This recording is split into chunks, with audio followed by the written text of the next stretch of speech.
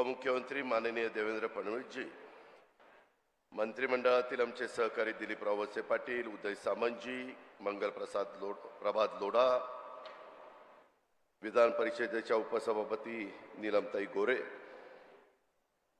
माननीय पवार साहेब, सुप्रिया सुळे, विधिमंडळातील माझे सहकारी दत्तात्रय भरणे, अनेक अधिकारी इथे उपस्थित आहेत, सर्व अधिकारी वर्ग, विविध राजकीय पक्षामध्ये काम करणारे उपस्थित असणारे सर्व सहकारी, बारामतीतील प्रतिष्ठित नागरिक, माझ्या पुणे विभागातून आलेले बाहेरनं सर्व विद्यार्थी विद्यार्थिनी, पत्रकार मित्र, बंधू भगिनींनो, माझ्या तरुण मित्रांनो, सुरुवातीलाच आपला सगळ्यांचा लोकप्रतिनिधी या नात्याने राज्याच्या मुख्यमंत्री पदाची जबाबदारी स्वीकारल्यानंतर पहिल्यांदाच एकनाथराव शिंदे बारामतीमध्ये येत आहेत.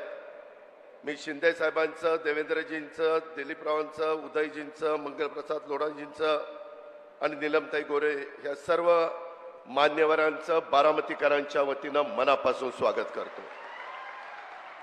थोडा उशीर झाला त्याबद्दल दिलगिरी व्यक्त करतो, कारण सकाळी एक महत्त्वाचा कार्यक्रम मुख्यमंत्र्यांना कोकणातला लागला, तो कार्यक्रम करून ते आपल्याकडे आलेले आहेत. आता ह्याच्यानंतर देखील छत्रपती संभाजी महाराजांचं वडू आणि तुळापूरला पण स्मारक करतोय. त्याच्यानंतर लहुजी वस्ताद साळवेंचं एक स्मारक पुणे शहरामध्ये करतोय, त्याही कार्यक्रमाला जायचंय.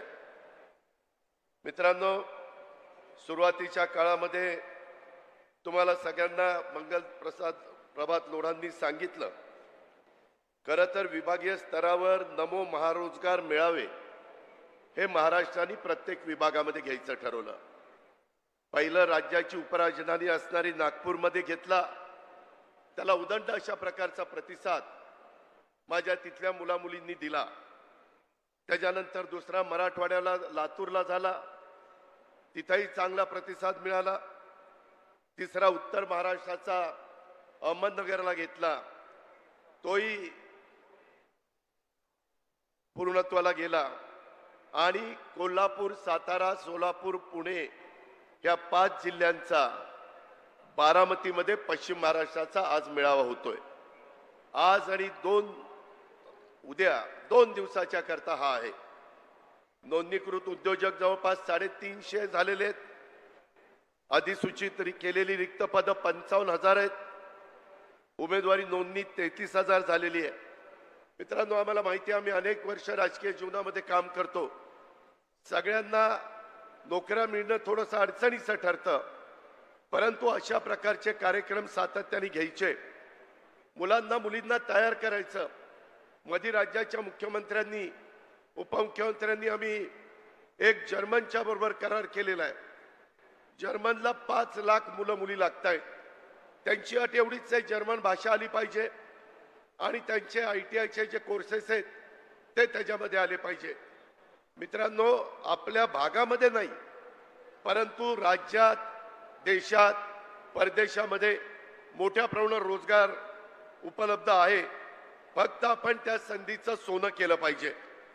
आज इथं मगाशी लोढा साहेबांनी सांगितलं, मी आपल्याला पण सांगू इच्छितो, माझं त्यांचं बोलणं झालं.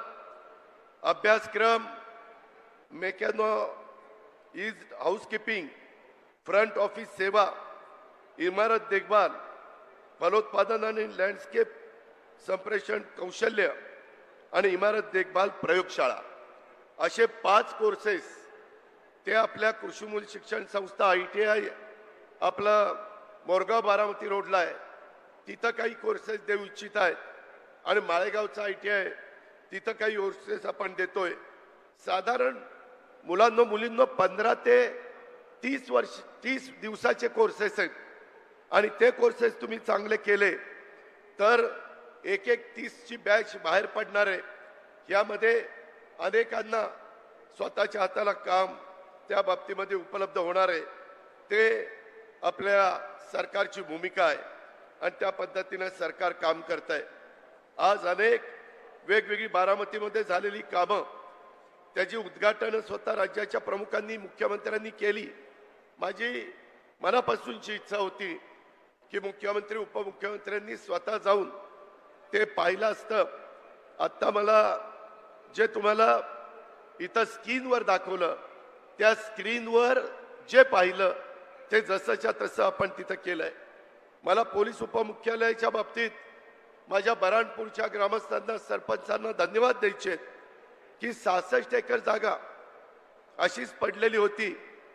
त्याच्यामध्ये आपण बऱ्हाणपूरच्या सर्वांना विश्वासामध्ये घेतलं आणि 132 कोटी रुपयाचं पोलीस उपमुख्यालय तिथं केलेलं आहे. अजून त्याच्यात काही गोष्टी करायच्यात. त्याबद्दल देवेंद्रजींच्या बरोबर मुख्यमंत्र्यांच्या बरोबर मी बोललेलो. तेही काम नजीकच्या काळामध्ये पूर्णत्वाला जाईल. पोलीस हाऊसिंग बारामती इतकी दुरावस्था झालेली होती. आपले पोलीस कसे तिथं राहत होते मला शंका यायची. मला कमीपणा वाटायचा. आणि मग 4 एकर जागेमध्ये पूर्वी 73 क्वार्टर्स होत्या, परंतु 7-7 मजली एक इमारत बांधून आपण 196 क्वार्टर्स तिथं केल्या आणि 75 कोटी रुपये तिथं आपण खर्च केला. बारामती आपण म्हणजे राज्य सरकारने बारामती बस स्थानकामध्ये पहिलं बस स्थानक कसं होतं हे आपल्याला सगळ्यांना माहिती आहे. जागा कमी होती.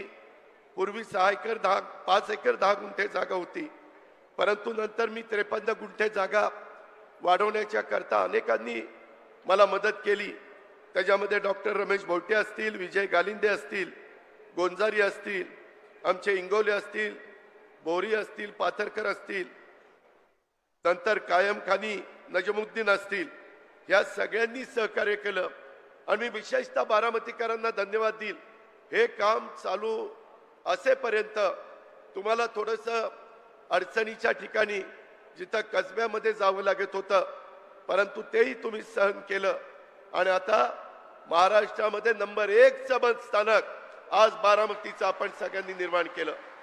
माझा सतत दृष्टिकोन हाच असतो, करायचं तर नंबर 1चं करायचं, नाहीतर त्याच्या भानगडीत पडायचं नाही.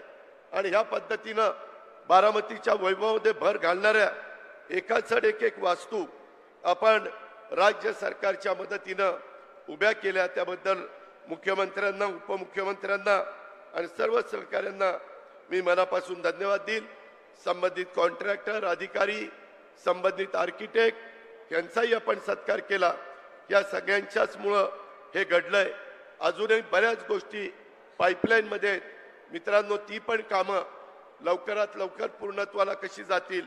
मला मुख्यमंत्र्यांना सांगायचं आहे, हे माझी फुशारकी नाही, परंतु या प्रत्येक इमारतीमध्ये पाया घेतल्यापासून इमारत पूर्णत्वाला जाईपर्यंत कमीत कमी एकेका इमारतीला मी 40 वेळा तरी भेटी दिल्या असतील. सतत इथं हे करा, तिथं ते करा.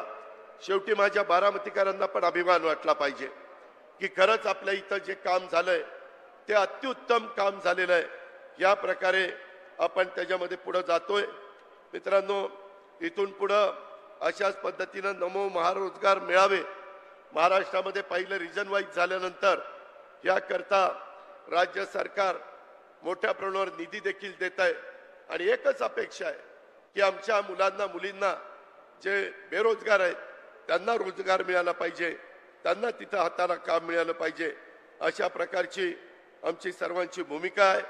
माझी आज डीपीसी मधनं 39 वाहनं आपण पोलिसांनाही त्यांची गस्त चांगली घालता यावी, कायदा सुव्यवस्था चांगली राहावी, गुंड प्रवृत्तीच्या लोकांच्यावर अंकुश ठेवावा, कुणाची गुंडगिरी इथं खपवून घेतली जाणार नाही महाराष्ट्रात.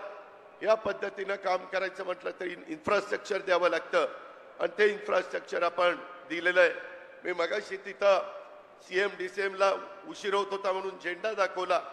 तिथं 39 वाहनामध्ये जे ड्रायव्हर होते त्याच्यातल्या 14 महिला होत्या आणि सगळ्यात चांगलं ड्रायव्हिंग त्यांचं तिथं चाललेलं होतं.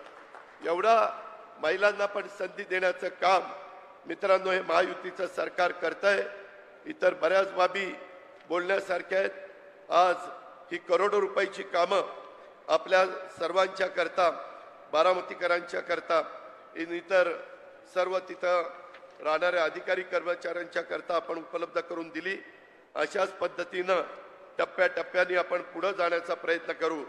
मुख्यमंत्री उपमुख्यमंत्री मी आपल्याला ग्वाही देतो बारामतीकरांच्या वतीनं, एक दिवस असा आणीन की महाराष्ट्रामध्ये नंबर 1 चा विकासाच्या बाबतीतला तालुका कोणता आहे तर तो बारामती तालुका आहे. हे केल्याशिवाय मी गप्प बसणार नाही.